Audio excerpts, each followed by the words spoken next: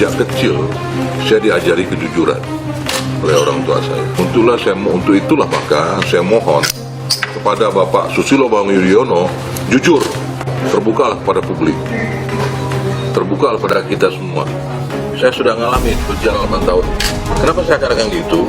Beberapa waktu yang lalu saya sampaikan bahwa ada orang malam-malam ke rumah saya. Orang itulah Haritanu Sudibyo. Beliau diutus oleh Sekias waktu itu. Saya datang ke rumah saya minta supaya saya jangan menahan oleh Pohan.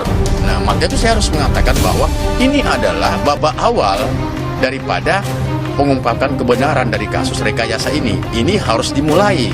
Artinya bagaimana keterpaduan kita, kolaborasi yang ada antara Antasari dan pihak saya, almarhum Nasruddin Zulkarnain Iskandar, untuk bagaimana kita menyatukan kekuatan untuk mengungkapkan sebuah kebenaran itu.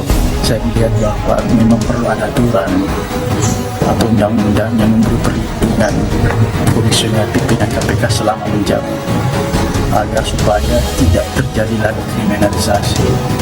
Karena kalau itu tidak ada, saya khawatir pimpinan KPK itu rentan kriminalisasi. Masih kenal Antasari Azhar, ex-ketua KPK yang tuduh SBY biang kerok dia di penjara? Ini direkayasa. Nama Antasari Azhar sudah tidak asing di telinga kita. Dia adalah mantan Ketua Pemberantasan Korupsi era Susilo Bambang Yudhoyono SBY. Antasari Azhar memberi pengakuan menghebohkan soal dalang di balik ia masuk penjara. Tak lain tak bukan adalah SBY, ayah Agus Harimurti Yudhoyono (AHY).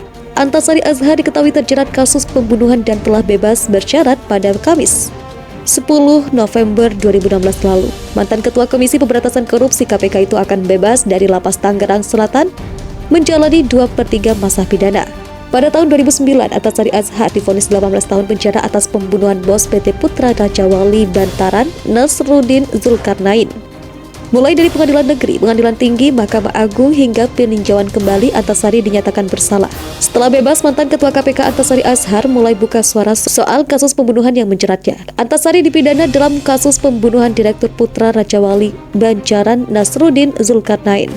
Selama 8 tahun ia mendekam di penjara karena dianggap terbukti terlibat dalam pembunuhan Nasruddin. Kini Antasari menyatakan bahwa kasus yang menjeratnya adalah tindakan kriminalisasi dan direkayasa.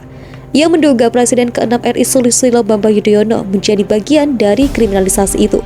Pada Maret 2009, Antasari mengatakan CEO MNC Group Heri Sudibyo mendatanginya. Hari mengaku diutus SBY untuk meminta Antasari agar tidak menahan mantan Deputi Gubernur Bank Indonesia Aulia Pohan yang merupakan besan SBY. Antasari menolak permintaan itu.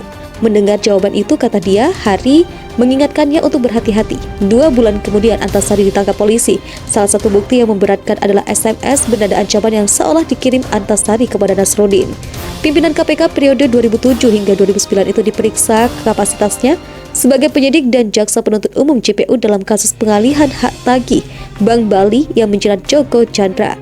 Saya diminta keterangan sebagai kapasitas yang pernah menangani perkaranya dulu, perkara pengalihan hak tagih Bank Bali. Penyidik ingin mengetahui rentang kejadian kasus tersebut, kata Antasari.